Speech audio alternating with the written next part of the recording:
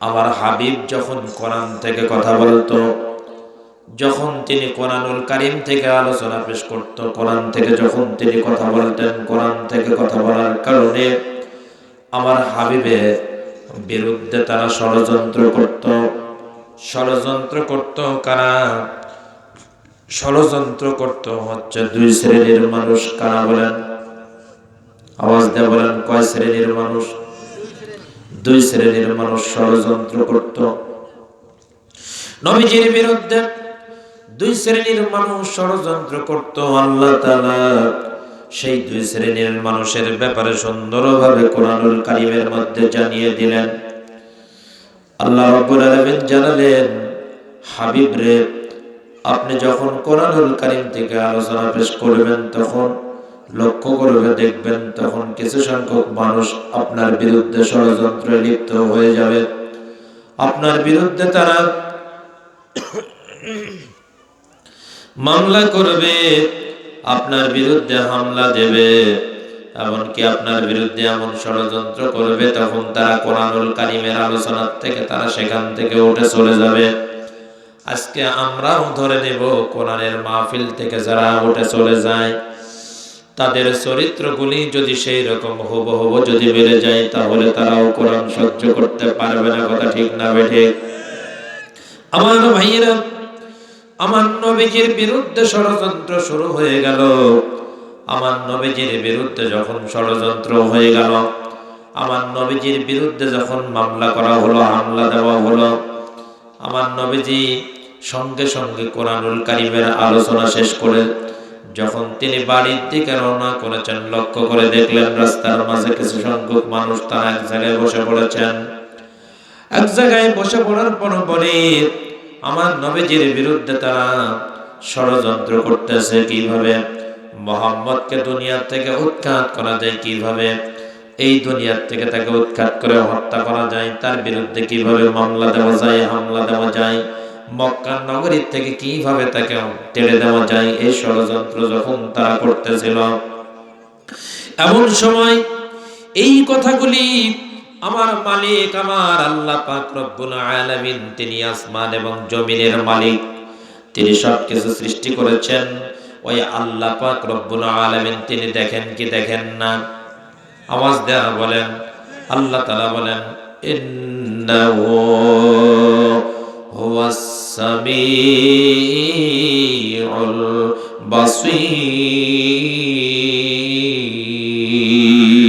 বাসীর। আমার আল্লাহ রাব্বুল আলামিন বলেন, আমার হাবিব শুধু আমার আল্লাহ পাক রব্বুল আলামিন বলেন, আমি আল্লাহ তাআলা দুনিয়াতে যা কিছু হয় আমি শুধু দেখি না, আমি শ্রবণকারী, আমি সবকিছু শুনি। আমার হাবিবের বিরুদ্ধে যখন ষড়যন্ত্র হতেছিল তখন আমি আল্লাহ পাক রব্বুল আলামিন সবকিছু শুনতেছিলাম, জানতেছিলাম। আমার হাবিবকে আমি জিবরাইল আলাইহিস সালাতু ওয়াসাল্লামের মাধ্যমে জানিয়ে দিলাম। আমার জিবরাইল সঙ্গে সঙ্গে আমার হাবিবের কাছে যে বলল, আল্লাহর নবী বিশ্ব নবী মুহাম্মদুর রাসূলুল্লাহ সাল্লাল্লাহু আলাইহি ওয়াসাল্লামকে জানিয়ে দিলেন, আমার হাবিব, আপনার বিরুদ্ধে ওই মানুষগুলি ষড়যন্ত্রে লিপ্ত হয়েছে, ওই মানুষগুলি আপনার বিরুদ্ধে মামলা করবে, হামলা দেবে। ওদের সাথে আপনার কোনো সম্পর্ক থাকতে পারে কিনা এই ব্যাপারে কোরআনুল কারীম কি বলে? যারা আলেম ওলামাদের অন্যায়ভাবে জেল জুলুম অত্যাচার করেছে, লাঞ্ছিত করেছে, ভালো মানুষ ঘরে ঘুমাতে পারে নাই 16 বছর। কথা ঠিক না বেঠিক? রাত্রের বেলায় ঘরে ঘুমাবে কিছু সংখ্যক ফ্যাসিস্ট সরকারের, স্বৈরাচারের সরকারের দালালেরা, কিছু পাতি নেতারা, কিছু সংখ্যক মানুষ বাংলাদেশ জামাত ইসলাম করার কারণে, ইসলামী আন্দোলন করার কারণে কত বিএনপির লোকজন রাত্রে ঘুমাইতে পারে না। তার কারণ কি? এদের ভিতরে মায়া মমতা ছিল না। কথা ঠিক না বেঠিক? এদের মধ্যে কোনো মায়া মমতা ছিল না। এই কারণে ছিল না, ভালো মানুষকেও রাত্রে ঘুমাতে দেয়নি। কথা ঠিক না বেঠিক? আমার বন্ধুগণ, এই পৃথিবীতে আমার নবীর চেয়ে এই পৃথিবীতে ভালো মানুষ তার চেয়ে আর পৃথিবীর জমিনে কেউ কি এত ভালো মানুষ ছিল নাকি? আওয়াজ দেওয়া বলেন। আমার নবীজি সবার কাছে ভালো হইতে পারেন নাই। প্রত্যেকটা মানুষ যদি সকল মানুষের কাছে যদি পরিপূর্ণ ভালো হয়, আমার নবীজি বলেছেন ওই মানুষটা হচ্ছে পরিপূর্ণ মুনাফিক। কথা ঠিক না বেঠিক? একটা মানুষ সবার কাছে ভালো হইতে পারে না। আমি নবীজি পর্যন্ত ভালো হইতে পারলাম না।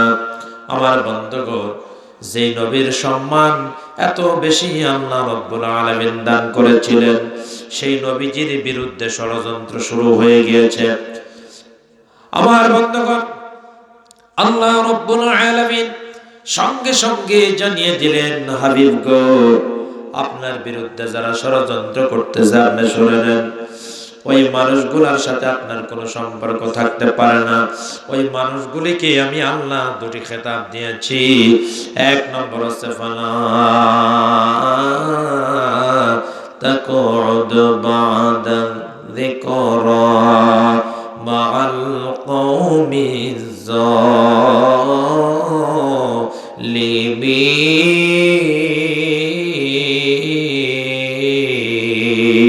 জালিমিন। আমার বন্ধুগণ, আল্লাহ রাব্বুল আলামিন খেতাব দিলেন যারা নবীর বিরুদ্ধে ষড়যন্ত্র করলো, এক নম্বর হচ্ছে তারা শয়তান। তারা কি? শয়তান। শয়তান এখন আছে নাকি? আবু জেহেল আছে নাকি? আবু লাহাব আছে নাকি? আবু জেহেল নাই, কিন্তু ওর নাতি ছেলেরা এখনো আছে। কথা ঠিক না বেঠিক? ফেরাউন নাই, কিন্তু ওর উত্তর শরীরে এখনো আছে, কিয়ামত পর্যন্ত থাকবে। কথা ঠিক না বেঠিক? আলেম ওলামাদের রক্ত নিয়ে যারা খেলা করে এরা হচ্ছে ফেরাউনের দুশমন। কথা ঠিক না বেঠিক? আমার বন্ধুগণ, নবীর বিরুদ্ধে যারা ষড়যন্ত্র করলো, এক নম্বর হচ্ছে ওরা হচ্ছে শয়তান। আর দুই নম্বর শুনলেন, ফালা তাকুদ বাদা যিকরা মাআল কওমিজ জালিমিন। আল্লাহু আকবার বলেন। আর দুই নম্বর হচ্ছে নবীজির বিরুদ্ধে যারা ষড়যন্ত্রে লিপ্ত হয়ে গেল, দুই নম্বর হচ্ছে ওদের খেতাব আল্লাহ পাক রব্বুল আলামিন জানিয়ে দিলেন, ওরা হচ্ছে জালেম। ওরা কি? জালেম। মানুষের উপর যারা জুলুম করে, মানুষের উপর যারা নির্যাতন করে, মানুষকে যারা অন্যায় ভাবে হামলা দেয়, মামলা দেয়, এরা হচ্ছে দ্বিতীয় নম্বর জালেম। কথা ঠিক না বেঠিক? আমার বন্ধুগণ, আল্লাহ রাব্বুল আলামিন বলেন, এই কোরআনুল কারীম শুনলে কি লাভ হবে? আল্লাহ তাআলা সেই কথাগুলি কোরআনুল কারীমের ভিতরে জানিয়ে দিয়েছেন। আল্লাহ রাব্বুল আলামিন সূরা আনফালের 2 নম্বর আয়াতে কারিমার মধ্যে আল্লাহ তাআলা জানিয়ে দিলেন, ইন্নামাল মুমিনুনা আল্লাযীনা ইযা যুকিরাল্লাহু ওয়াজিলাত কুলুবুহুম ওয়া ইযা তুলিয়াত আলাইহিম আয়াতুহু যাদাতুহুম ঈমানাও ওয়া আলা রাব্বিহিম ইয়াতাওয়াক্কালুন। আল্লাহ রাব্বুল আলামিন বলেন, যেখানে কোরআনুল কারীম থেকে আলোচনা পেশ করা হয়, কোরআনুল কারীমের আলোচনা শোনার পরপরই আল্লাহ বান্দা বান্দীদের মধ্যে কমপক্ষে 3টা জিনিস সৃষ্টি হয়। কয়টা জিনিস? এক নম্বরে কোরআনুল কারীম শোনার পরপরই ইন্নামাল মুমিনুনা আল্লাযীনা ইযা যুকিরাল্লাহু ওয়াজিলাত কুলুবুহুম, এক নম্বর ওদের শরীরের যতগুলি লোমকূপ থাকবে, যতগুলি পশম থাকবে, সমস্ত লোমকূপগুলি, সমস্ত পশমগুলি সব খাড়া হয়ে যায়। আর দুই নম্বরে কোরআনুল কারীম শোনার পরপরই, দুই নম্বরে ওদের শরীরের ভিতরে আল্লাহ পাক রব্বুল আলামিন অন্তরের ভিতরে ভয় সৃষ্টি করে দেন। সুবহানাল্লাহ। আর 3 নম্বরে কোরআনুল কারীমের আলোচনা শোনার পরপরই ওরা অত্যন্ত শান্তি পেয়ে যায়। সুবহানাল্লাহ। আল্লাহ রাব্বুল আলামিন বলেন, পক্ষান্তরে যারা কাফের, যারা বেঈমান, যারা মুনাফিক, ওরা কোরআনুল কারীমের আলোচনা সহ্য করতে পারে না। কোরআনুল কারীমের আলোচনা শোনার পরপরই ওদের শরীরের ভিতরে খুবই রাগ সৃষ্টি হয়ে যায়। আল্লাহ তাআলা বলেন, ওয়াকালাল্লাযীনা কাফারু লা তাসমাউ লিহাযাল কুরআন আলগাউ ফীহি লাআল্লাকুম তাগলিবুন।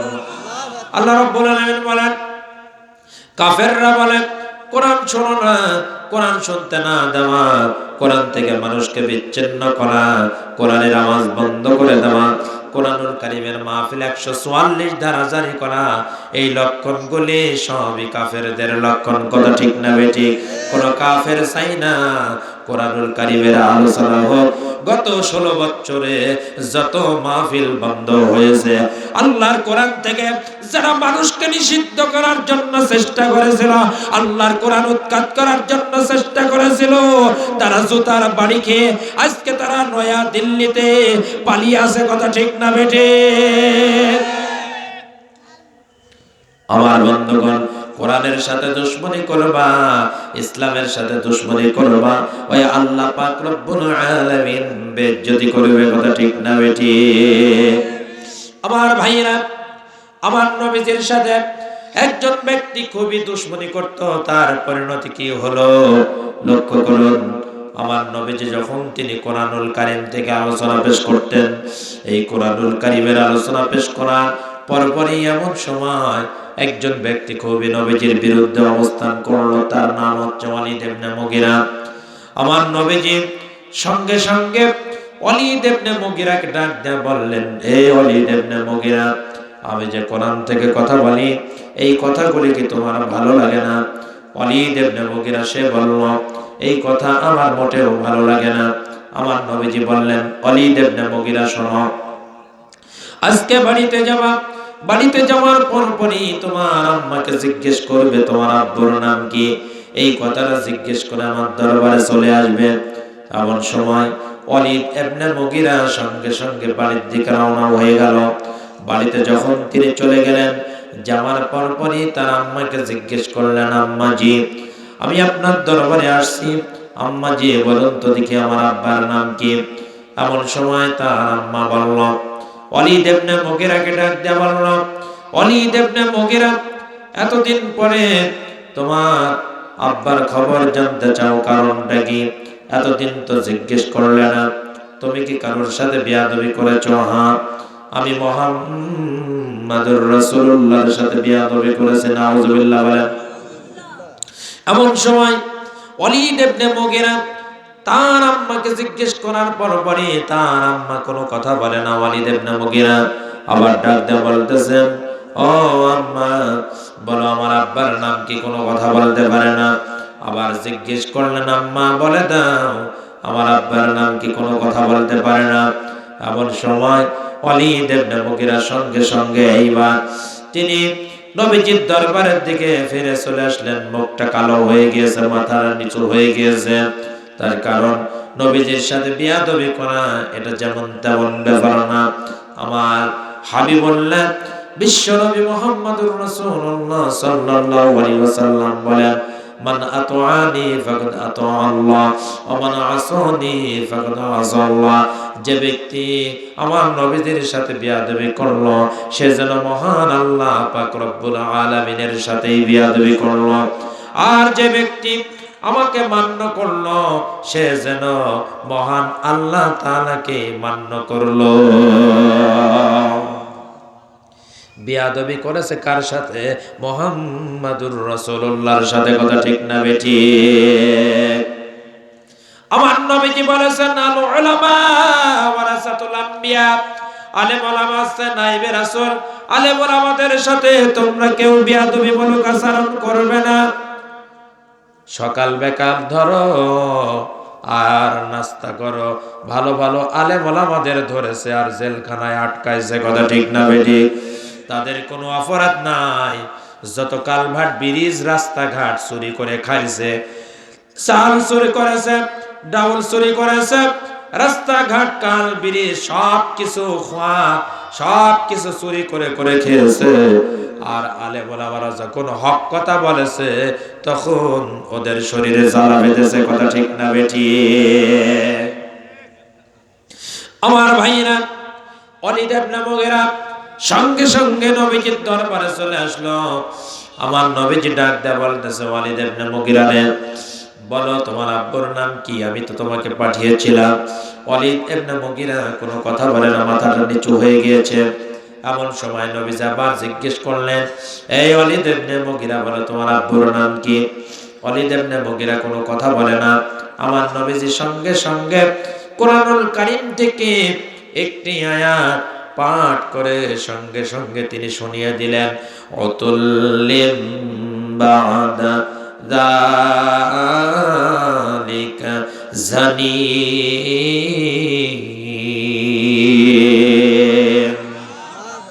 সঙ্গে সঙ্গে একটি আয়াত পড়ে শুনিয়ে দিলেন। আমার নবীজি জানিয়ে দিলেন, কোরআনের যারা বেয়াদবি করে, কোরআনের সাথে যারা দুশমনি করবে, ইসলামের সাথে যারা দুশমনি করবে, নবীকে যারা গালি দিবে, নবীকে যারা হত্যা করার জন্য চেষ্টা করবে, এই বাংলাদেশ নিয়ে যারা সিনেমিনি খেলবে, আমার বন্ধুগণ, আল্লাহ পাক জানিয়ে দিলেন নবীর বিরুদ্ধে অবস্থান করবে, ইসলামের বিরুদ্ধে ষড়যন্ত্র করবে, ওইগুলা একটা বৈধ মায়ের সন্তান না, ওইগুলা সব অবৈধ মায়ের সন্তান ছাড়া কিছুই হতে পারে না। কথা ঠিক না বেঠিক? আমার বন্ধুগণ, এমন সময় ওয়ালিদ ইবনে মুগীরা আমার নবীজির খুবই দুশমনি করা শুরু করেছিল। এমন সময় বোঝা গেল, জানা গেল, পরিচয় জানা গেল, কোরআনের বিরুদ্ধে অবস্থান ওই ব্যক্তি করতে পারে, নবীর বিরুদ্ধে ওই ব্যক্তি অবস্থান করতে পারে যার শরীরের ভিতরে আবু জেহেলের রক্ত আছে। কথা ঠিক না বেঠিক? সেদিন একজন বলছে যে হুজুরদের দেখলে শরীরের ভিতরে আগুন ধরে যায়, আর বলেছিল নামাজ পড়া ধরবো, যতদিন না পর্যন্ত সাইদি সাহেবের ফাঁসি না হবে ততদিন নামাজ পড়বো না। নাউজুবিল্লাহ বলেন। কত বড় জারজ, কত বড় জানোয়ার! এত বড় আল্লাহর ওলির ফাঁসি না হওয়া পর্যন্ত নামাজ পড়বে না, তো পাকা কাফের। কথা ঠিক না বেঠিক? ওর মতো কাফের, ওর মতো মুনাফিকের নামাজ পড়লেই কি আর না পড়লেই কি? কথা ঠিক না বেঠিক? এরম শয়তান এখনো আছে কি না? বলে খেলা হবে, খেলা হবে। খেলা হবে কার সাথে? বলে খেলা হবে কাওয়া কাদের। কোথায় গেলি? কাওয়া কাদের তো আর খোঁজই পাওয়া যাচ্ছে না। কথা ঠিক না বেঠিক? দুঃখের সহিত কথাগুলি বলতে হয়, এই কাওয়া কাদের যা ক্ষতি করেছে 16 বছর, ওর 50 বার ফাঁসি দিলেও পূর্ণ হবে না। কথা ঠিক না বেঠিক? এই কাওয়া কাদের কারণে হাজার হাজার মায়ের বুক খালি হয়েছে। কথা ঠিক না বেঠিক?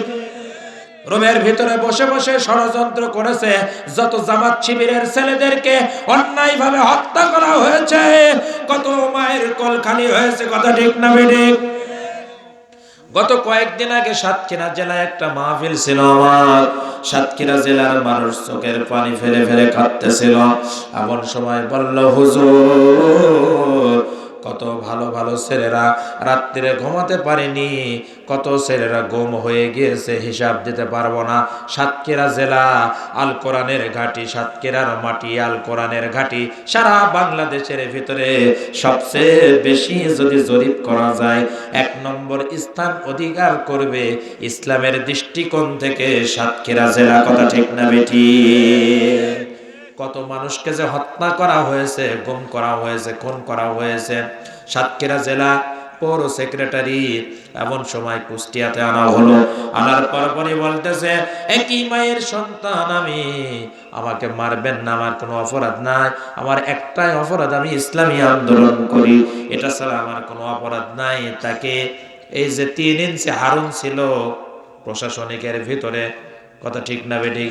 এই 3 ইঞ্চি হারুন তার নির্দেশে তাকে গুলি করে হত্যা করেছে। কথা ঠিক না বেঠিক?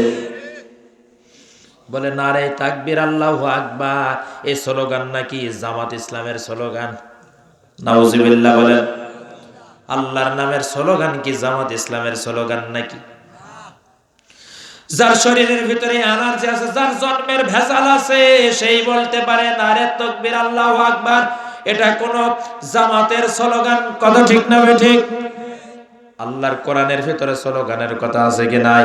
আল্লাহ তাআলা বলেছেন রাব্বাকা ফাকাব্বির। এই পৃথিবীর জমিনে সবচাইতে বড় ধ্বনি, সবচাইতে বড় তাকবীর আল্লাহর নামের তাকবীর। কথা ঠিক না ঠিক? সারা পৃথিবীতে অশান্তির দাবানল দাও দাও করে চলতেছে। আল্লাহ কিভাবে সাইজ করতেছে বেজাতিদেরকে, ইসলামের সাথে দুশমনি যারা করে তাদেরকে এমন ভাবে সাইজ করতেছে। আমেরিকাতে দেখলাম একটি জায়গায় একা একা আগুন ধরে গিয়েছে। কথা ঠিক না ঠিক? আমার আল্লাহ পারে কি পারে না? ইসলামের সাথে গাদ্দারি করলে, কোরআনের সাথে গাদ্দারি করলে আমার আল্লাহ দুনিয়ার থেকে বেইজ্জতি করবে। কথা ঠিক না ঠিক? আল্লাহ বলছেন বেশি ফাজলামো মারো না, বেশি নেতাগিরি দেখায়ও না। এমন নেতা বলে আমি হাম হে, কি বলে আমি হাম হে। আল্লাহ বলছে কত বড় ধরের হাম। আজকে রাত্রের বেলায় 5 বার বমি আর 5 বার পাতলা পায়খানা দিলে যত বড় নেতা খেতা হয়ে যাবি। কথা ঠিক না বেটি? আন্নাল কুওয়াতা লিল্লাহি জামিআ। সমস্ত ক্ষমতার চাবিকাঠি একমাত্র আমার আল্লাহর হাতে। কথা ঠিক না বেটি? জিকির করেন লা ইলাহা।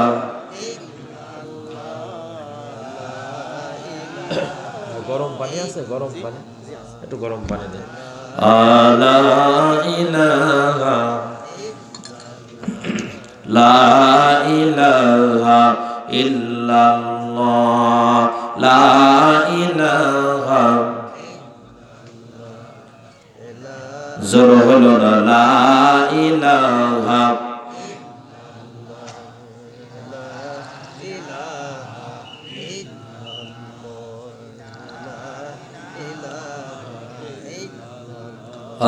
লা ইলাহা।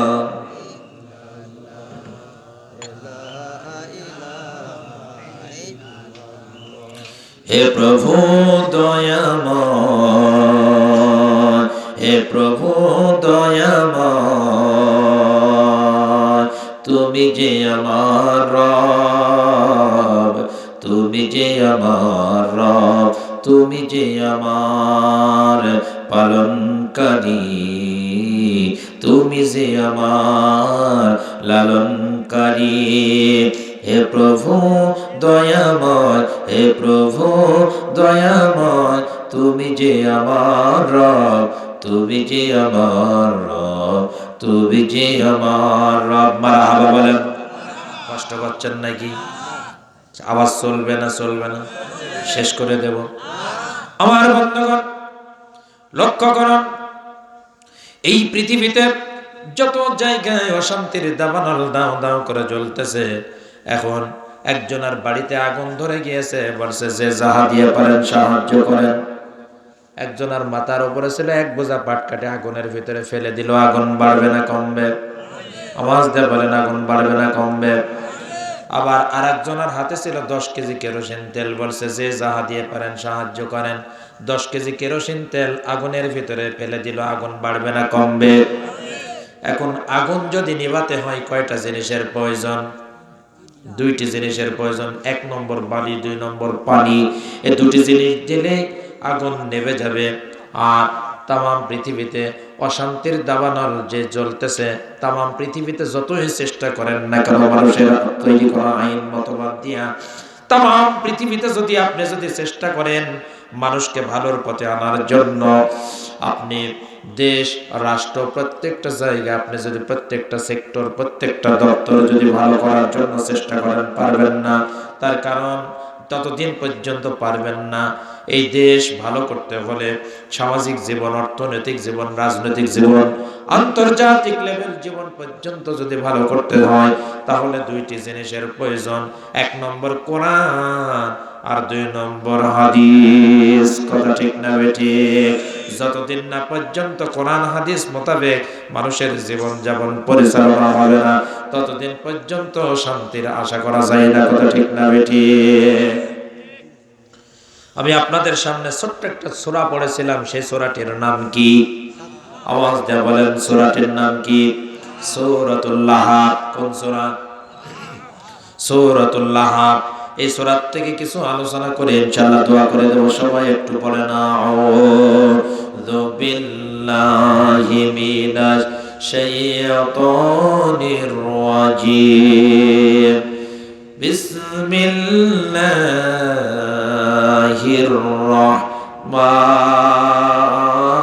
রাহমানির রাহিম।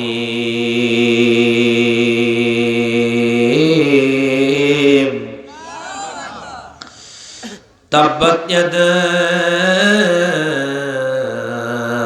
আবি লাহাবি ওয়া তাব। আল্লাহু আকবার। এই সূরাটা কার কার মুখস্থ আছে? হাত তোলেন তো, কার কার মুখস্থ আছে? আলহামদুলিল্লাহ। এবছরে বিয়ে হয়েছে কার কার? হাত তোলেন। এবছরে বিয়ে হয়েছে কার কার? কারোর হয়নি, একজনের। আলহামদুলিল্লাহ। যৌতুক কত টাকা ঝেড়েছেন? আলহামদুলিল্লাহ বলেন। মহরানা দেওয়া ফরজ, যৌতুক খাওয়া? আওয়াজ দেয়া বলেন, যৌতুক খাওয়া হারাম। এই যুবকেরা বিয়ে করো নাই, কে কে হাত তোলো তো। যুবকেরা বিয়ে করো নাই কার? হাত তোলো, হাত তোলো, হাত তোলো। যৌতুক নিয়ে বিয়ে করবা তোমরা? হ্যাঁ, মাহফিল থেকে সবাই একদম এখান থেকে শিক্ষা নিয়ে বাড়িতে যাবা। বিয়ে করবা, খবরদার যৌতুক নিবা না। শ্বশুর মশাই খুশি করে যদি কিছু দেয় সেটা নিবা, ঠিক আছে?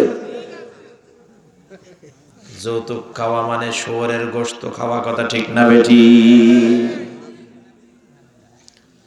আমার বন্ধুগণ, পর্দার আড়ালে আমার অনেক মা বোন আসছে, খালারা আসছে। কথা ঠিক না বেটি?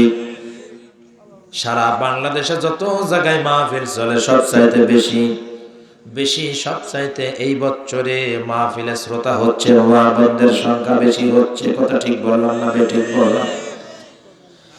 মা বোনদের জায়গা দেওয়া সম্ভব হয় না, আর পুরুষেরা বাড়িতে আরামে ঘুমায়। চায়ের দোকানে বসে বসে তারা খালি ষড়যন্ত্র করে। কথা ঠিক না বেঠি?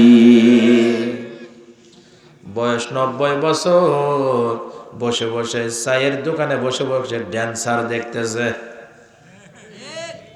কত বছর বয়স?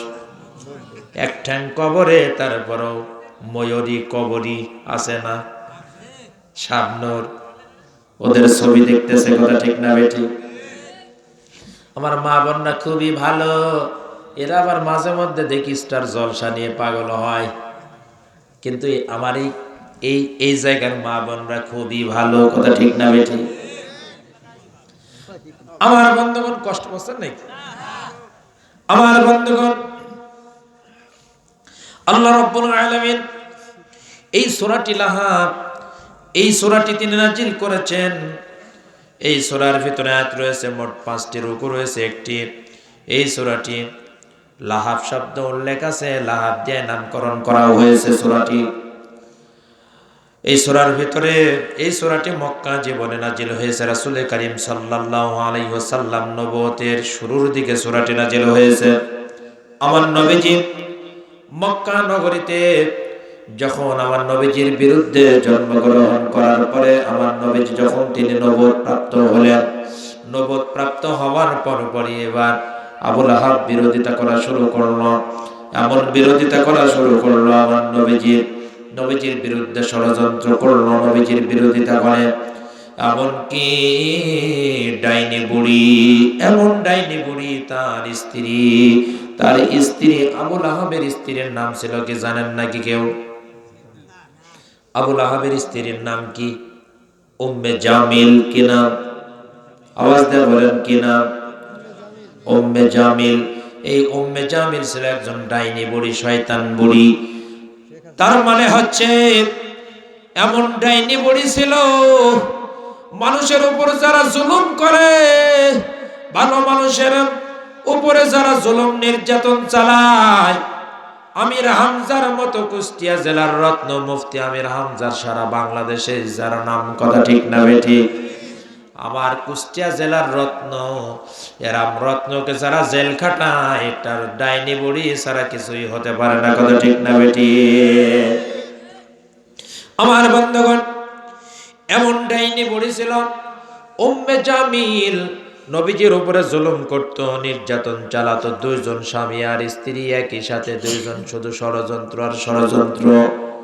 স্বামী আর স্ত্রী, এও শয়তান ও শয়তান, খারাপে খারাপে মিলে গিয়েছে। মাইনাস মাইনাস প্লাস, প্লাস মাইনাসে মাইনাস, কথা ঠিক না বেঠিক?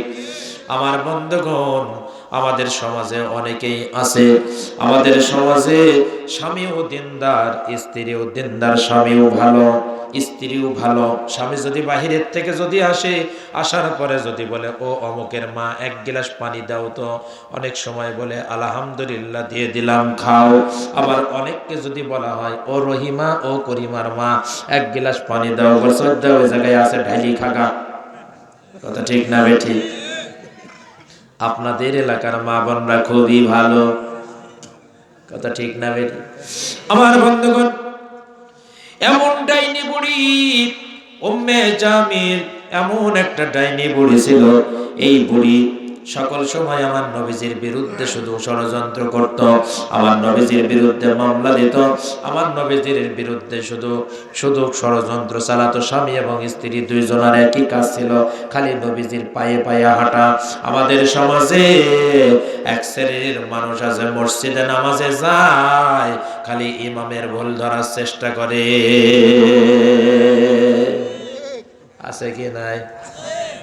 আবার মসজিদের ভুল ধরে, বলে এটা হয়নি, সেটা হয়নি, এখানে ঝাড়ু হয়নি, তা হয়নি, কথা ঠিক না বেঠিক?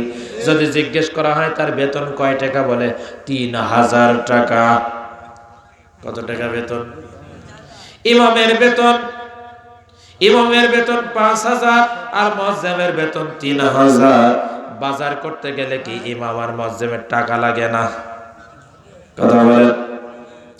ওদের যদি টাকা লাগে তাহলে এই বৈষম্য বিরোধী ছাত্র আন্দোলন, এই বৈষম্য থেকে বের হয়ে আসতে হবে। এই বৈষম্য কেন করেছেন? ইমামের বেতন 3000 হবে একজন আলেম, আর মুয়াজ্জিমের বেতন 3000 হবে। তার বাজার করতেও টাকা লাগে, আপনার বাজার করতেও টাকা লাগে। তাহলে বিভিন্ন প্রতিষ্ঠানের বেতন যদি বেশি হয়, ইমাম মুয়াজ্জিমের বেতন বেশি হওয়া দরকার আছে কিনা? আমার বান্দাগণ, এই বৈষম্য থেকে আমাদের বের হয়ে আসতে হবে। আবার শুধু তাই নয়, মসজিদ কমিটির সভাপতি হয়ে বসে আছে পাকা সুদখোরের জন, আছে কিনা? আপনাদের এলাকায় মনে হয় নাই? আমাদের এক বন্ধু মাওলানা রুহুল আমিন নাটোরি বলছে, আমি এক মসজিদে গেলাম ইমামতির জন্য। আমি যাওয়ার পরপরই এইবার ইমামতি হয়ে গেল, আমার জুমার নামাজ পড়াই, কিন্তু কোথাও আমার ইমামতি টিকে না। এমন সময় প্রথম জুমার দিন যখন আমি নামাজ পড়ালাম, ওই দিন আমি আলোচনা পেশ করলাম সুদের উপরে। এবার সুদের উপরে আলোচনা পেশ করার পরে নামাজের শেষে দেখি মসজিদ কমিটির সভাপতি, ও মনে হচ্ছে যেন আমার নাক বরাবর ঘুষি মারবে, এত রাগারে গেছে, ব্যাংক ফোলা ফুলে আছে। আমি জিজ্ঞেস করলাম, চাচাজি রাগ করেছেন কারণ কি? বলছে, আগামী জুম্মার থেকে তোমার মতো ইমামের আর দরকার নাই। কারণ কি? আগামী জুম্মার থেকে যাও, আসার দরকার নাই। এই কথা বলার কারণ হচ্ছে ওই মসজিদ কমিটির সভাপতি পাকা সুদখোর, কথা ঠিক না বেঠিক? আর এক মসজিদে গেলাম, চিন্তা করলাম আজকে আমি আলোচনা পেশ করব পর্দার উপরে। এইবার আলোচনা পেশ করেছি পর্দার উপরে। এবার মসজিদ কমিটির সেক্রেটারির মেয়ে এনজিওতে চাকরি করে, মোটরসাইকেল চালায়। কি চালায়? বেপর্দাহীন ভাবে মোটরসাইকেল চালায়। এবার যখন আমি যখন শেষ করলাম নামাজ কালাম সব শেষ হয়ে গেল, এইবার সেক্রেটারি দেখছি ব্যাংক ফোলা ফুলে আছে। আমি বললাম কি সমস্যা? বলছে আপনি তো ওয়াজ করলেন সব আমার বিরুদ্ধে। কার বিরুদ্ধে? সেক্রেটারির বিরুদ্ধে। এখন বলেন তো দেখি, সেক্রেটারি সুদখোর, ও কি জেনে রেখেছে সুদ খাওয়া কি? সুদ খাওয়া কি? তার মানে কোরআনে যেটা আছে, হাদিসে যেটা আছে, এই কথাটা পরিপূর্ণ বললেই এক শ্রেণীর মানুষের কলিজায় আগুন ধরে যায়। কথা ঠিক না বেঠিক? আমাদের সমাজে কিছু সংখ্যক মানুষ আছে টই টুপলা বেঁধে নিয়ে চিল্লায় চলে যাচ্ছে, কিন্তু দেখা যায় পাকা জমিখোর আছে কিনা? এতিমের মাল ভক্ষণ করে আছে কি নাই? মক্কা মদিনায় চলে গিয়েছে হজ করার জন্য, কাবা শরীফে আরাফার ময়দানে দাঁড়ায় বলে লাব্বাইক আল্লাহুম্মা লাব্বাইক লাব্বাইক লা শারীকা লাকা লাব্বাইক। সেদিন এক জায়গায় মাহফিলে গেলাম, একজন বোন বলতেছে হুজুর আপনাকে একটা প্রশ্ন করব। আমি বললাম বোন কি প্রশ্ন করবা তুমি? এমন সময় বলতেছে আমার আব্বা দুইটা আমরা ভাই 50 বিঘা জমি 25-25 দুইজনকে সেরে দিল হজে যাওয়ার আগে। এইবার আমার আব্বা গিয়েছে আরাফার ময়দানে 6টা বোনকে জনমের মতো ঠকাইছে। এখন হুজুর বলেন তো দেখি আমার আব্বার হজের কি হবে? আর সে পাঁজি হবে। কি হবে? কথা বলে না কেন? কথা কয় না কে? কি হবে? কষ্ট পাচ্ছেন নাকি? চলবে নাকি? সারা বাংলাদেশে এমন কোন জায়গায় দেখলাম না আমার মাহফিল থেকে শ্রোতা উঠে চলে যায়। তার কারণ আমির হামজা একই সাথে আমরা আলোচনা পেশ করি। আমির হামজার বয়স আর আমার বয়স সেম সেম, একই সাথে সংগঠন করি। এই কুষ্টিয়া জেলা মাজলিসুল মুফাসসিরিনের আমি গত বছরেও সহকারী সেক্রেটারি ছিলাম। সারা বাংলাদেশে কোরআন থেকে কথা বলি, যেখানে কথা বলি কোরআনের হক কথা বলি। কথা ঠিক না বেটি? কার শরীরে রাগ হলো, কার শরীরে বেজার হলো, সেটা আমার কোনো দেখার বিষয় না। এই ফ্যাসিস্টের সময় এক জায়গায় মাহফিল করে ঘরের ভিতরে 4 ঘন্টা আটকে রাখলো ফ্যাসিস্ট কিছু শয়তান মুনাফিকরা। আমার বন্ধুগণ, আমি বলেছিলাম আমি কোনো মানুষের কথা বলি নাই, আমি আল্লাহর কোরআন থেকে কথা বলেছি। আমার জীবন যদি চলে যায় আমি বাতিলের কাছে মাথা নত করব না। কথা ঠিক না বেঠিক? কোনো বাতিলকে দেখে ভয় করি না, কারোর মুখের দিকে সেও কথা বলি না। আল্লাহর কসম, কোরআন আমার সামনে। আমি মসজিদে যখন জুমার খুতবা দিই কিছু সংখ্যক মানুষের মুখ পেতনির মতো হয়ে যায়। কিসের মতো? পেতনির মতো হয়ে যায়। ওরা আছে পরে জমিখোর। কি খোর? জমিখোর। কি খোর? জমিখোর। গরিব মানুষের জমি মেরে খায়, টাকা মেরে খায়। আর যখন হুজুর যখন মেম্বারের ওপরে যখন ওঠে, যখন ওই ওয়াজটা যখন করে, তখন ওর শরীরের ভিতরে এত রাগে বলে অমুক হুজুরের ওয়াজ আমার ভালো লাগে না। তার কারণ তুই তো পাক্কা চোর। ঠিক না বেঠিক? চোরের বিরুদ্ধে কথা বললে ওর শরীরের ভিতরে লেগে যায় তুই তো পাকা চোর, চেয়ারম্যান মেম্বার হয়েছিস, খালি গম আর চাল চুরি করছিস। কথা ঠিক না বেঠিক? নেতা ছিল হযরত ওমর। কে ছিল? হযরত ওমর থেকে শিক্ষা গ্রহণ করো। এমন নেতা ছিল মানুষের বাড়িতে বাড়িতে রাত্রে খোঁজ খবর নিয়েছে। কথা ঠিক না বেঠিক? আর তুমি এমন নেতা হইছো, নেতা হওয়ার পরে জনগণের টাকা মেরে মেরে খেয়েছো। কথা ঠিক না বেঠিক? পাক্কা শয়তান। কি শয়তান? পাক্কা শয়তান। আবার সমাজের মেম্বার হয়েছে, চেয়ারম্যান হয়েছে, মাতুব্বারি, মানুষের বিচার করবে। আমি বলি শয়তান, তুই কিসের বিচার করবি? তুই হচ্ছে পাকা জালেম, তোর বিচার আগে হওয়ার দরকার। কথা ঠিক না বেঠিক? বিচারক তো হবে ন্যায় পরায়ণকারী বাদশা, এমন বিচারক হবে মানুষের উপর ন্যায় বিচার করবে। কিন্তু কোরআন বলতেছে এমন বিচার তোমরা প্রতিষ্ঠিত করো, এমন বিচার তোমরা কায়েম করো, যেই বিচার হবে আল্লাহর কোরআন দেয়া বিচার হবে। কথা ঠিক না বেঠিক? আমার বন্ধুগণ, যেই আবুল আহাবের কথা বলতেছিলাম, এই আবুল আহাব এত বড় দরের একজন শয়তান হারামি ছিল, এরকম হারামখোর, এরকম শয়তান এই পৃথিবীর জমিনে কত আসছে।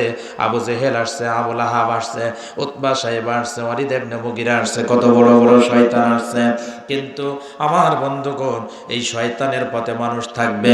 আল্লাহ রাব্বুল আলামিন বলেন, ফাআসহাবুল ইয়ামিনি মা আসহাবুল ইয়ামিন ওয়া আসহাবুশ শিমালি মা আসহাবুশ শিমাল। আল্লাহু আকবার বলেন।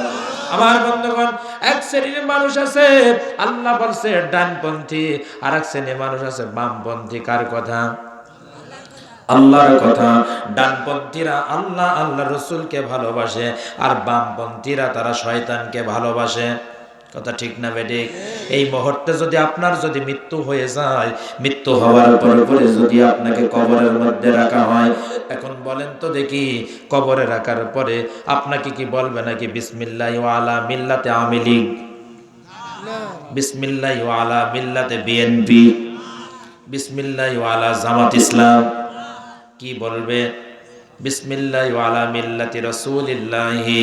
আমাদের নেতা একজন, তিনি হচ্ছে মুহাম্মাদুর রাসূলুল্লাহ। এমন নেতা আমার নবীজি হযরত ইরবাদ ইবনে সারিয়া রাদিয়াল্লাহু তাআলা বর্ণিত আলিম ক্লাসের ভিতরে হাদিসটা পড়েছিলাম, মুখস্থ হয়ে গিয়েছে। আমার নবীজি বলেছেন, শেষ জামানায় এমন কিছু আলেম ওলামা থাকবে, এমন কিছু মানুষ থাকবে, তারা মানুষকে কোরআন সুন্নাহ মোতাবেক রাস্তা দেখাবে। তখন কোরআন সুন্নাহ মোতাবেক যখন মানুষকে রাস্তা দেখাবে, তখন তোমরা তাদের নেতৃত্বগুলি মেনে নিবে। তার কারণ আতিউল্লাহ ওয়া আতিউর রাসূল উলিল আমরি মিনকুম। আল্লাহ তাআলা বলেন, আনুগত্য করবে আল্লাহ এবং তার রাসূল, আর আমিরের আনুগত্য করবে। আমির হতে হবে এমন মানুষ, যে মানুষটা আল্লাহ এবং তার রাসূলকে মানে। কথা ঠিক না বেঠিক?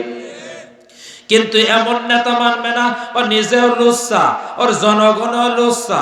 কথা ঠিক না বেঠিক? ও নিজেও চোর, ওর জনগণ। আল্লাহ বলছে, দেখ, ইয়াউমা নাদউ কুল্লু নাসিম বিইমামিহিম। আল্লাহ বলছেন, ইমাম শব্দের অর্থ হচ্ছে নেতা। ওর নেতাও জাহান্নামে যাবে, ওর কর্মীরাও জাহান্নামে যাবে। কথা ঠিক না বেঠিক? নেতা যদি ভালো হয়, কর্মী ভালো হবে, আর নেতা যদি খারাপ হয়, কর্মী খারাপ হবে। শেখ সাদী রহমাতুল্লাহ আলাইহি বলেছেন, সৎসঙ্গে স্বর্গবাস, অসৎসঙ্গে সর্বনাশ। ভালো মানুষের সাথে যদি থাকো, ভালো মানুষ হবে, আর খারাপ মানুষের সাথে যদি থাকো, অবশ্যই তুমি খারাপ হবে। কথা ঠিক না বেঠিক? এজন্য মুসলমান ভালো মানুষের সাথে থাকবো, ভালো মানুষ হব, কোরআনের পক্ষে থাকবো, ইসলামের পক্ষে থাকবো, ইসলামী আন্দোলনের পক্ষে থাকবো। বাতিলকে ঘৃণা করবো। কারা কারা তো হাত তুলে আল্লাহকে দেখাইয়া দাও।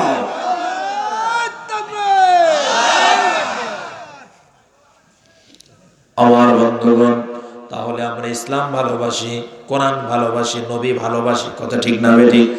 আমার বন্ধুগণ, আমার নবীজির বিরুদ্ধে যখন চলে গেল আবু লাহাব, আল্লাহ তাআলা বলেন, তাব্বাত ইয়াদা আবি লাহাবি ওয়া তাব। আল্লাহ তাআলা বলেন, আবু লাহাবের দু হাত ধ্বংস হয়ে গিয়েছে। কি হয়েছে বলেন? আবু লাহাবের দু হাত ধ্বংস হয়ে গিয়েছে।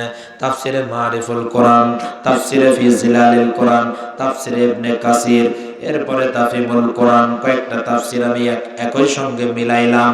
এই শব্দটার অর্থ কি বুঝতে হবে? তাব্বাত ইয়াদা আবি লাহাবি ওয়া তাব।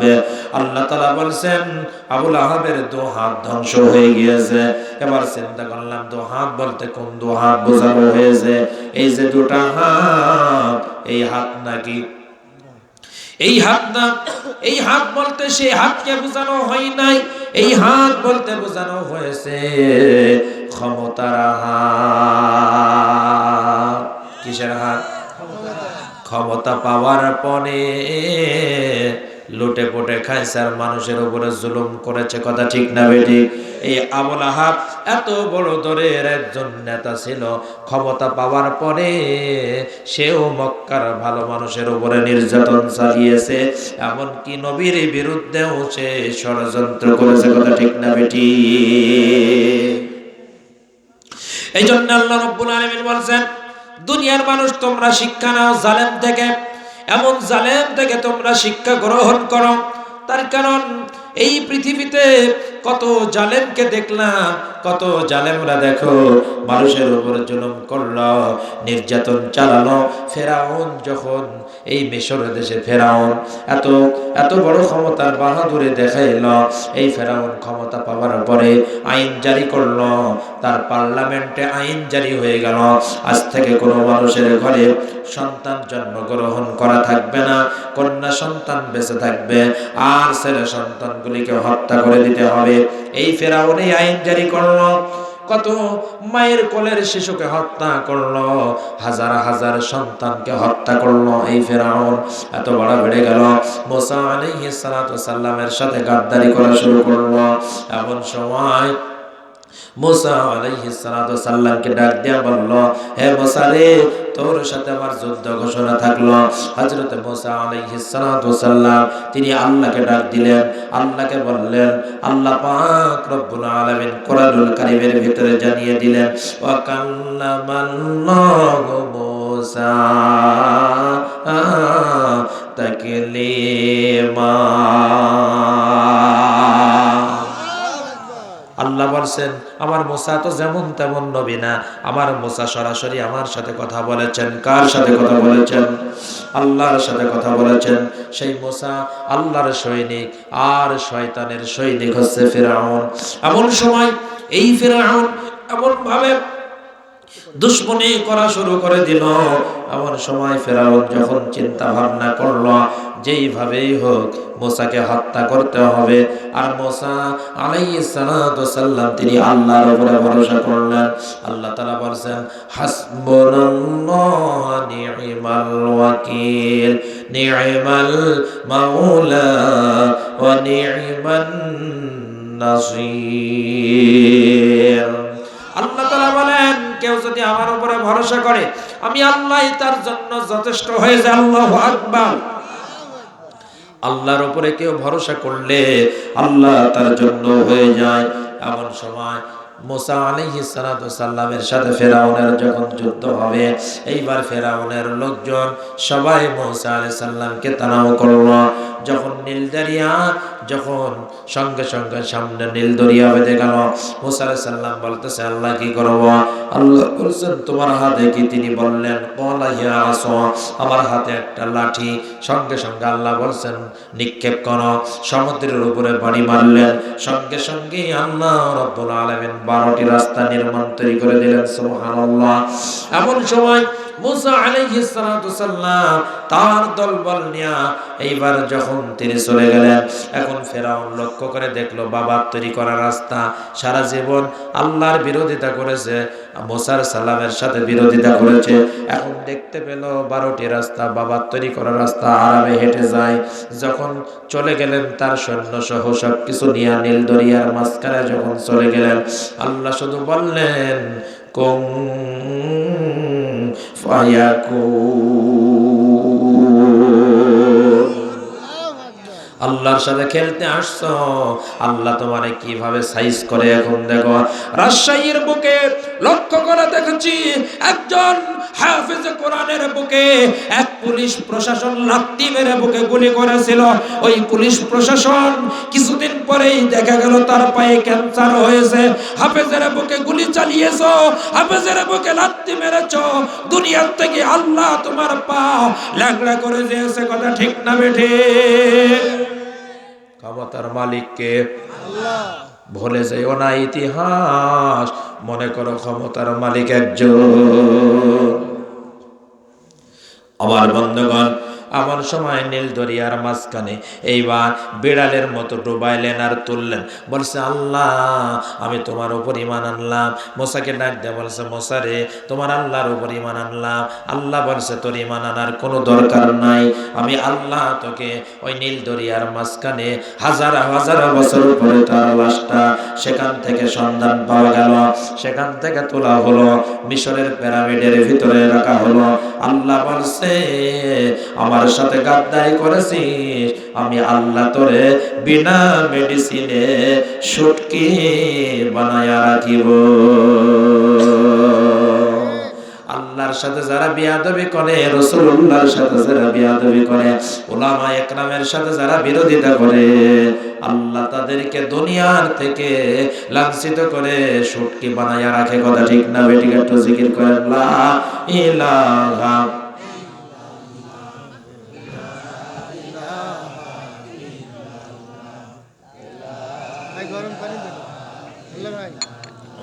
লা ইলাহা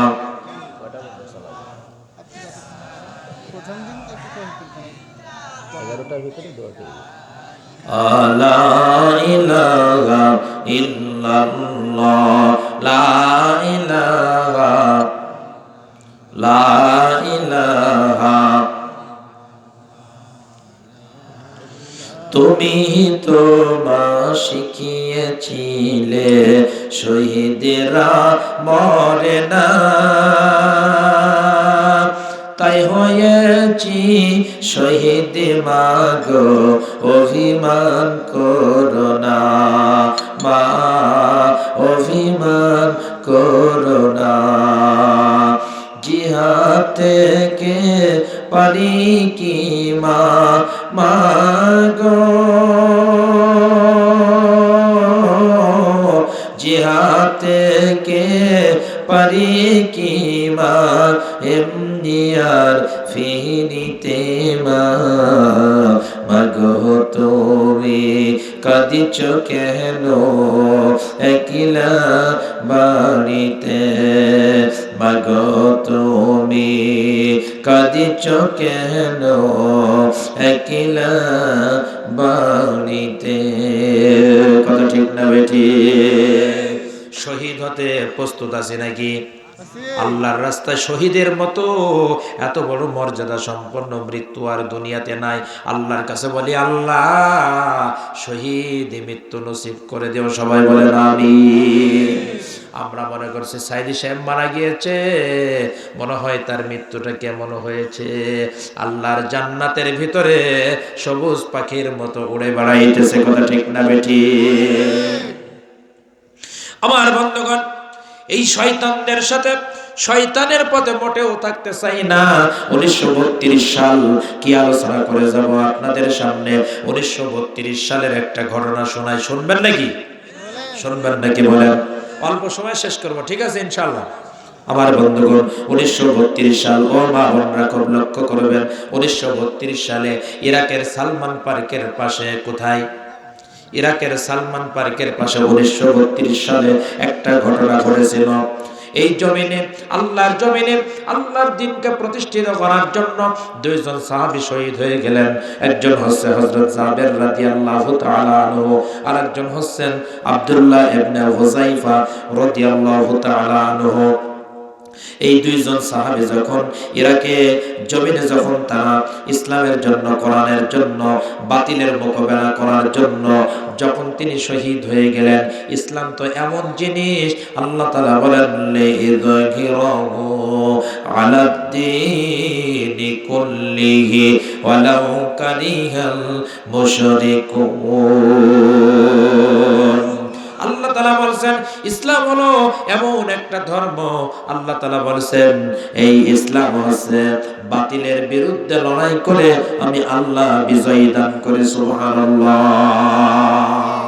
মুশরিকরা সকল সময় ইসলামের কাছে অপরিচিত থাকে, ইসলাম সকল সময় বিজয় লাভ করে। সুবহানাল্লাহ। আমার বন্ধুগণ, সেই দুইজন সাহাবী শহীদ হয়ে গেল। এমন সময় তাদের দাফন করা হলো। এইবার দাফন করার পরপরই এবার নদী ভাঙন শুরু হয়ে গেল। নদী ভাঙনে দুইজন সাহাবীর লাশ এইবার নদী ভাঙনে চলে যাচ্ছে। এমন সময় বাচ্চা ফায়সালের কাছে স্বপ্নের মাধ্যমে বললেন, ও বাচ্চা ফায়সাল, এখান থেকে আমাদের লাশ দুইটা শোনাও। আমি হচ্ছে জাবির আর আরেকজন হচ্ছে আব্দুল্লাহ ইবনে হুযাইফা। আমরা আল্লাহর রাসূলের সাহাবী, জিহাদ করে শহীদ হয়েছি। আমাদের এই জায়গায় দাফন করা হয়েছে, কিন্তু এখন এই ইরাকের দাজলা নদীর তীরে পড়ে আছি। আমাদের লাশটা নদী ভাঙনে চলে যাচ্ছে, এখান থেকে সরাইয়া ফেলো। আচ্ছা, রাত্রির বেলায় স্বপ্নের মাধ্যমে দেখতে পেলেন। এরপরে আবার পরের দিন রাত্রির বেলায় একই ধরনের স্বপ্ন দেখলেন। তারপরে আবার যখন কিছু করা হলো না, পরের দিন আবার স্বপ্ন দেখলেন। এইবার মসজিদের ইমাম সাহেবকে স্বপ্নের মাধ্যমে দেখানো হলো। পরের দিন আগামী জুমার দিন সকল মানুষকে জানানো হলো। জুমার দিন সমস্ত মানুষগুলিকে জানানো হলো, এবার আমরা সকলে সেখানে আসবো। আসার পরই এইবার তার লাশটা সেখান থেকে আমরা উঠাবো। সঙ্গে সঙ্গে সমস্ত মানুষগুলি চলে আসলো। আসার পরই এইবার যে জায়গায় স্বপ্নের মাধ্যমে দেখালেন, সেখান থেকে তাদের লাশটা এবার তোলার জন্য প্রস্তুত হলেন।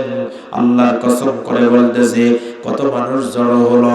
এইবার আস্তে আস্তে করে যখন মাটি খনন করা শুরু হলো, দেখা গেল তাদের শরীরে যেই কাপড় চোপড় ছিল ঠিক ওই রকমই রয়েছে। একটা মশা, একটা মাছি পর্যন্ত কোনো কিছু খাই নাই। 1300 বছর আগের লাশ।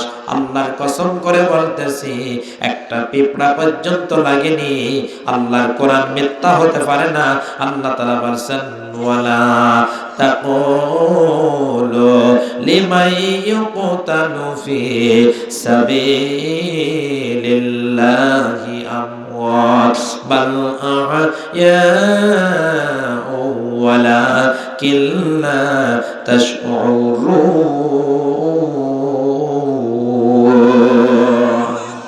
আল্লাহ তাআলা বলেছেন, তোমরা তাদেরকে মৃত বলো না। আল্লাহর রাস্তায় যারা নিহত হয় তাদেরকে মৃত বলো না, তারা জীবিত। সেই সময় কত ডাক্তাররা তাদের চক্ষু পরীক্ষা করে দেখলো। সমস্ত ডাক্তাররা তারা বলতেছে, এদের শরীর এখনো পর্যন্ত তাদের দুইটা চক্ষু ভালো আছে। সুবহানাল্লাহ বলেন। আমার বন্ধুগণ, এই জন্য শয়তানের পথে কখনোই চলা যাবে না। আমরা যদি বেঁচে থাকি ভালোর পথে চলবো, মারা গেলেও ইসলামী আন্দোলন করে মরে যাব, তাহলে দুনিয়াতে শান্তি পাবো, পরকালীন জীবনে মুক্তি পাবো। আমরা আবু জেহেলের পথে চলতে চাই না, ফেরাউনের উত্তরসূরি হতে চাই না। আমরা উত্তরসূরি মুহাম্মাদুর রাসূলুল্লাহর উত্তরসূরি। কথা ঠিক না বেটি? আমার বন্ধুগণ, তার কত ক্ষমতা ছিল, কত জনবল ছিল, কত শক্তি ছিল। আল্লাহ তাআলা বলেন, মা আগনা আনহু মালুহু ওয়া মা কাসাব। আল্লাহ তাআলা বলেন, তার ধন সম্পদ যা কিছু সে উপার্জন করেছে সবকিছু তার কোনোই কাজে আসেনি।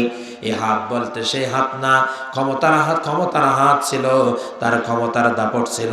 কোনো ক্ষমতা, এত ক্ষমতা ছিল, সব কিছু আল্লাহ ব্যর্থ করে দিলেন। এমনকি কোটি কোটি টাকার ধন সম্পদ ছিল, টাকা পয়সার মালিক ছিল। সমস্ত টাকা পয়সা, ধন সম্পদ আল্লাহ পাক রব্বুল আলামিন সব ধূলিসাৎ করে দিল। কুরাইশদের একজন বড় নেতা ছিল। আমার বন্ধুগণ, এই নেতা, তার নাম হচ্ছে ইবনে হিশাম। সে হচ্ছে আবুল আহাবের সঙ্গে উঠা বসা করত, আবুল আহাবের কাজকর্ম করত। ইবনে হিশাম সে বলতেছে, আমি আবুল আহাবের সমস্ত টাকা পয়সাগুলি আমার হাতে বেশি থাকতো। এই ইবনে হিশাম তার অনেক টাকা পয়সা সে মেরে খেয়েছে। সেই আবুল আহাব এত ধন সম্পদ, এত ক্ষমতার দাপট, এত বড়াই, সব কিছু কোনো কিচ্ছু তার কাজে আসে নাই।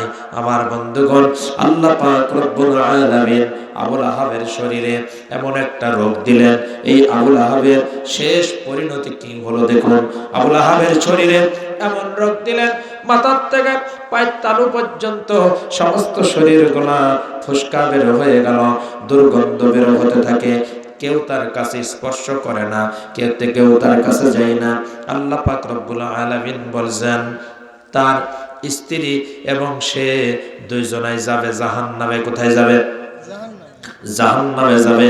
তাফসিরে ইবনে কাসির, তাফসিরে মারিফুল কোরআন, এরপরে তাফহিমুল কোরআন, কয়েকটা তাফসিরের ভিতরে আমি মিলিয়ে দেখেছি আল্লাহ তাআলা তার গলার মধ্যে ভিতরে এই যে খেজুর গাছের যে বাকলের শুকনা রশি হয় দেখেছেন, এটা দিয়ে তার গলার মধ্যে দুইজনের গলার ভিতরে পেঁচানো হবে, এমনকি তাদেরকে টানতে টানতে জাহান্নামে নিয়ে যাওয়া হবে। এরপরে তাফসিরের ভিতরে আসছে লোহা গলানো হবে, লোহা গলাইয়া এরপরে সেই লোহা দ্বারা রশি তৈরি করা হবে, গলার ভিতর টানতে টানতে জাহান্নামে নিয়ে যাবে, কেউ তারে বাঁচাতে পারবে না। কথা ঠিক না বেটি?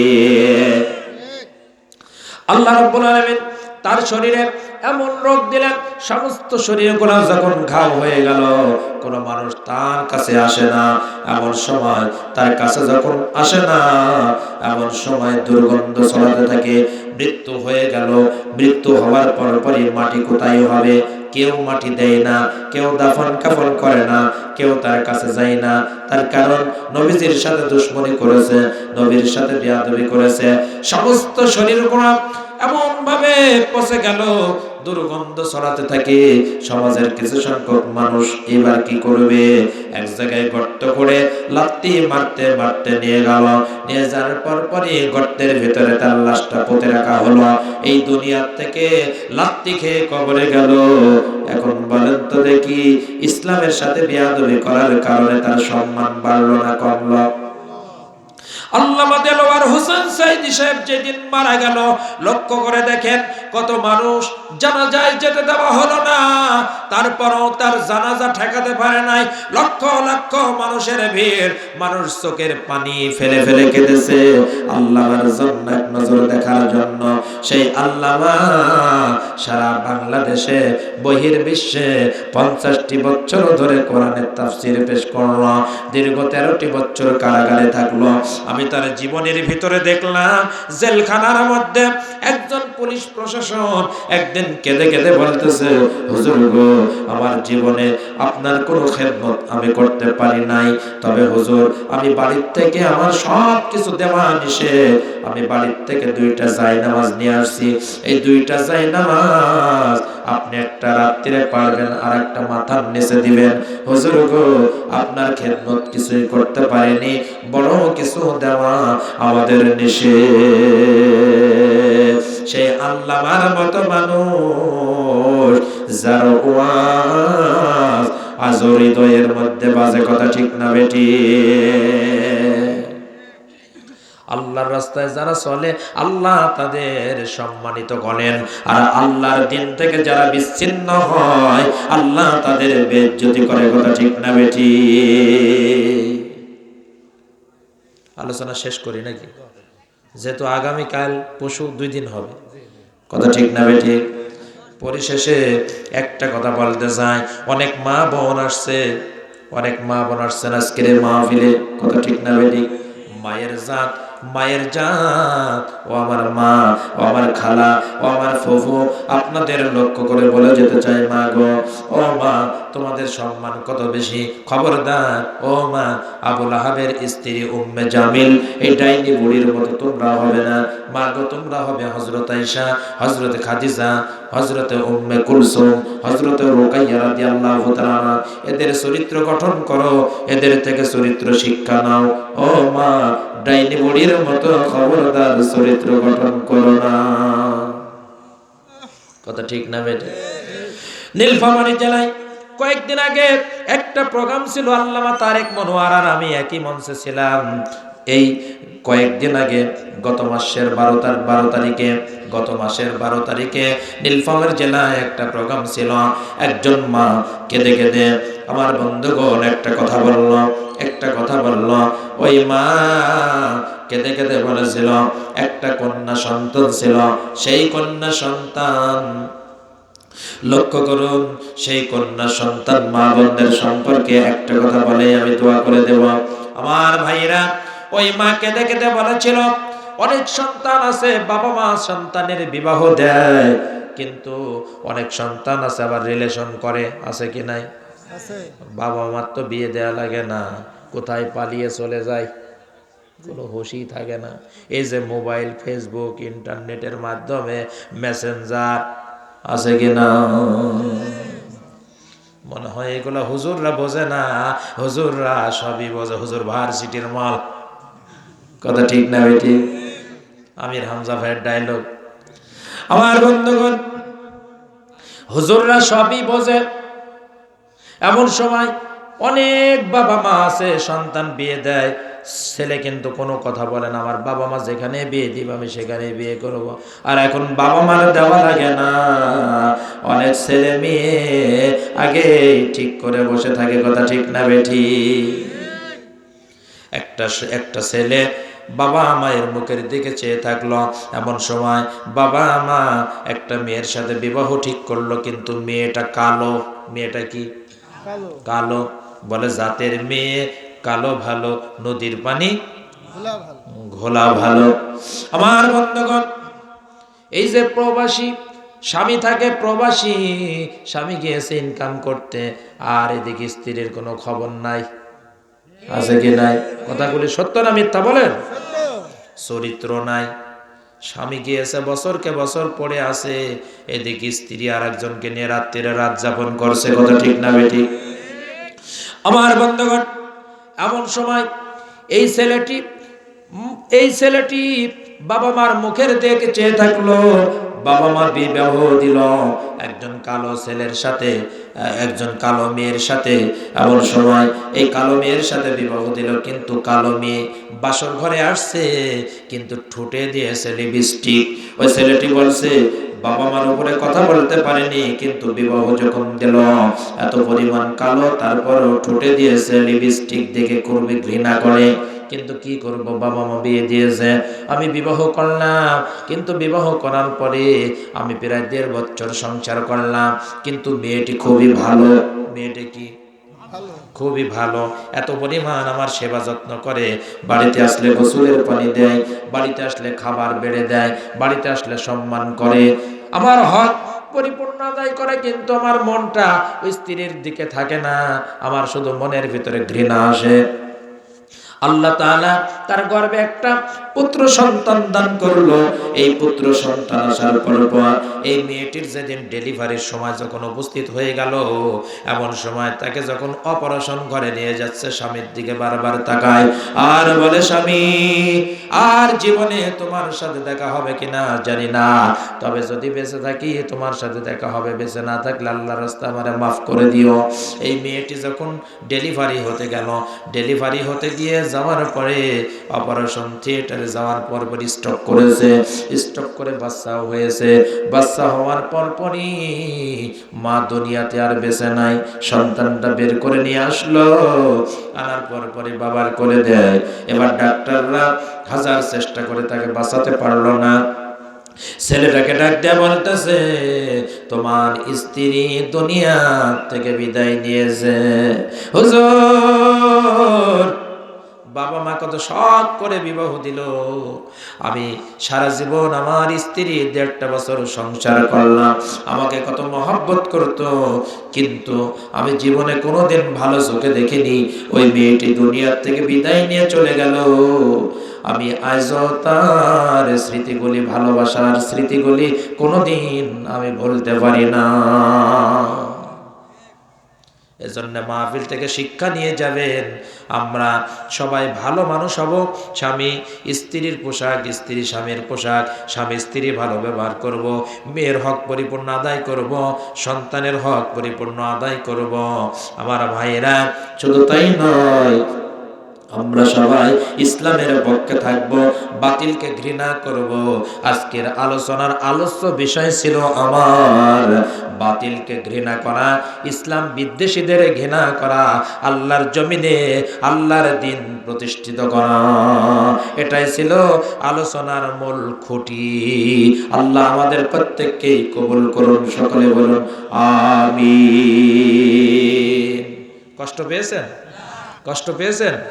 আল্লাহ রাস্তায় মাফ করে দেন কষ্ট পেলে। আমরা যতটুকু শুনেছি আল্লাহ তাআলা আমাদের প্রত্যেককে আমল করার তৌফিক দান করুন। সকলে বলুন আমিন। أنفسنا وإن لم تغفر لنا وترحمنا لنكونن من الخاسرين رب العالمين কুষ্টিয়া জেলার ঐতিহ্যবাহী খালমাগুড়া সরকারি প্রাথমিক বিদ্যালয় মাঠ প্রাঙ্গণে 3 দিন ব্যাপী তাফসীর মাহফিলে আজকের প্রথম রজনীতে আমি তোমার গুনাহগার ছোট্ট গোলাম, কোনো ইলম কালাম যোগ্যতা নাই, তোমার বান্দা বান্দীদের সামনে তুমি কোরআন এবং হাদিস থেকে কিছু কথা বলার তৌফিক দান করলে। আমার পূর্বে আলোচনা পেশ করেছেন মাওলানা সোহাইবুর রহমান, আরো আলোচনা পেশ করেছেন আমার এক ভাই। রব্বুল আলামিন আল্লাহ, আলোচনাগুলির মধ্যে ভুল ত্রুটি বেয়াদবি হলে দয়া করে মায়া করে তুমি ক্ষমা করে দাও। যদি কোনো হাদিয়া হয়ে থাকে, হাদিয়াটুকুন লক্ষ কোটি গুণ মর্যাদা বাড়াইয়া দে। তোমার হাবিব সোনার মদিনায় ঘুমিয়ে রয়েছে, আমাদের দরুদ আর সালামটুকুন সোনার মদিনায় নবীজির রওজা মুবারকে পৌঁছাইয়া দাও। রব্বুল আলামিন আয় আল্লাহ, এই মাহফিলের আয়োজন করতে গিয়ে এই গ্রামের সকল মানুষ আল্লাহ যারা মাহফিলের উদ্যোক্তা, আল্লাহ তাআলা মেধা দিল, কষ্ট করলো, শ্রম দিল, রাত দিন পরিশ্রম করলো, আলেম ওলামাদের মেহমানদারি করাইলো, আল্লাহ প্রত্যেককে তোমার দরবারে কবুল করে নাও। রব্বুল আলামিন এই কোরআনের মাহফিল কিয়ামত পর্যন্ত তুমি কায়েম রেখে দিও আল্লাহ। আজকের মাহফিলের সভাপতিকে কবুল করো, সেক্রেটারি সাহেবকে কবুল করো, রব্বুল আলামিন ক্যাশিয়ার সাহেবকে কবুল করো, যত সদস্য আছে প্রত্যেককে তুমি কবুল করো রব্বুল আলামিন। আল্লাহ তাআলা তোমার কুদরতি নজর দ্বারা একটু তাকায়া দেখো, এখন তো সকল মানুষের দরজা বন্ধ হয়ে গিয়েছে, কিন্তু তোমার দরজা খোলা রয়েছে আল্লাহ রব্বুল আলামিন। আল্লাহ তাআলা তুমি তাকাইয়া দেখো আমাদের মধ্যে কার কি সমস্যা, কেউ বা অসুস্থতে ভুগতেছে, আল্লাহ তাআলা আমার মা বোনদের মধ্যে কারুর বা ছেলে সন্তান হয় না, কন্যা সন্তান হয় না, কাউকে ছেলে দিয়েছো মেয়ে দাও নাই, কাউকে মেয়ে দিয়েছো ছেলে দাও নাই, রব্বুল আলামিন কাউকে ছেলে মেয়ে কিছুই দাওনি। আল্লাহ তাআলা যারা নিঃসন্তান সন্তান দিয়ে কোলটা ভরপুর করে দাও, যারা অসুস্থ শেফা দান করে দাও, যারা অভাবী অভাব দূর করো, যারা ঋণগ্রস্ত ঋণ পরিশোধ করার তৌফিক দান করে দাও রব্বুল আলামিন। এই মাহফিল শেষ করে আমরা বাড়িতে যাব, কিন্তু বাড়িতে যাওয়ার পূর্বে আমাদের মনে পড়ে গেল আমাদের জনম দুঃখিনী মায়ের কথা। মা ছোট্ট একটা অক্ষর, হাজার রকমের নাম, এই নামটি মিশানো আছে মার ভেতরে। মায়ের পেটের ভিতরে ছিলাম, লাথি মেরেছি, গোতা মেরেছি, মায়ের বুকের দুধ চুষে চুষে পান করেছি।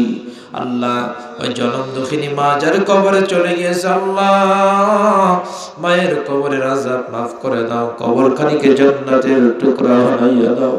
আব্বা জান সন্তানের সুখের জন্য মাথার ঘাম পায়ে ফেললো, আল্লাহ আব্বার কবরের আযাব তুমি মাফ করে দাও।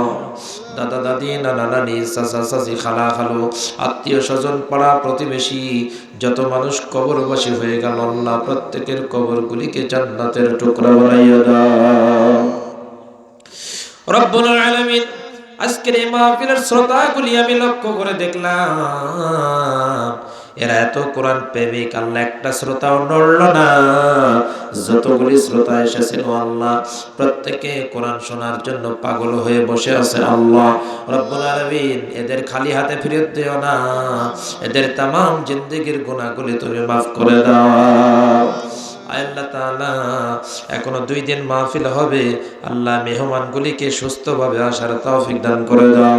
আল্লাহ যার মাধ্যমে আজকের এই মাহফিলে উপস্থিত হতে পারলাম, মুফতি আলী হোসেন ফারুকী, আল্লাহ তোমার এই বান্দাকে তুমি কবুল করো, সারা বিশ্বের জন্য তুমি কবুল করে নাও রব্বুল আলামিন পর্দার আড়ালে আমার অনেক মা বোন আছে, হযরত আসিয়া, খাদিজা, আয়েশা সিদ্দিকার মতো কবুল করো। এই মাহফিলের কেশিয়ার লালন ভাই অসুস্থ, তুমি শিফা দান করে দাও রব্বুল আলামিন। এই মাহফিলের ইন্তেজামিয়া কমিটি, স্বেচ্ছাসেবক, আল্লাহ তাআলা এই যুবকগুলিকে তুমি খালিদ ইবনে ওয়ালিদের মতো কবুল করে নাও। রব্বিরহামহুমা কামা রব্বায়ানি সগীরা। আল্লাহ, তোমার কোরআনের বুলবুলি, কোরআনের রত্ন মরহুম আল্লামা দেলওয়ার হোসেন সাইদি সাহেব বলেছিল, আল্লাহ তোমার জমিনে কোরআনের রাজ কায়েম হবে। আল্লাহ, তোমার কোরআনে দিন প্রতিষ্ঠিত হয়েছে, এটা না দেখাইয়া তুমি আমাদের কবরে ডাক দিও না আল্লাহ রব্বুল আলামিন। আয় আল্লাহ, মরহুম দেলওয়ার হোসেন সাইদি সাহেবের কবরটারে জান্নাতের টুকরা বানাইয়া দাও রব্বুল আলামিন। তুমি আমাদের কবুল করে নাও আল্লাহ। আয় আল্লাহ, আল্লাহ আমি অসুস্থ আছি, তুমি শেফা দান করো। এখানে যত তোমার বান্দা বান্দী অসুস্থ, শেফা দান করো। আমার পর্দার আড়ালে অনেক মা বোন হযরত আয়েশা সিদ্দিকার মতো কবুল করো। রব্বিরহামহুমা কামা রব্বায়ানি সগীরা। তাকাব্বাল মিন্না ইন্নাকা আনতাস সামিউল আলিম ওয়া তুব আলাইনা ইন্নাকা আনতাত তাওয়াবুর রহিম। আল্লাহ, আমার দেশকে ভারতের সকল ষড়যন্ত্র থেকে রক্ষা করো আল্লাহ। আমার দেশকে বিভিন্ন বিদেশি কুচক্র থেকে তুমি হেফাজত করো। সাল্লাল্লাহু তাআলা আলা খায়রি খালকিহি মুহাম্মাদিন ওয়া আলা আলিহি ওয়া আসহাবিহি আজমাইন। واجعل آخر كلمتنا عند الموت لا إله إلا الله محمد رسول الله। السلام عليكم ورحمة الله وبركاته।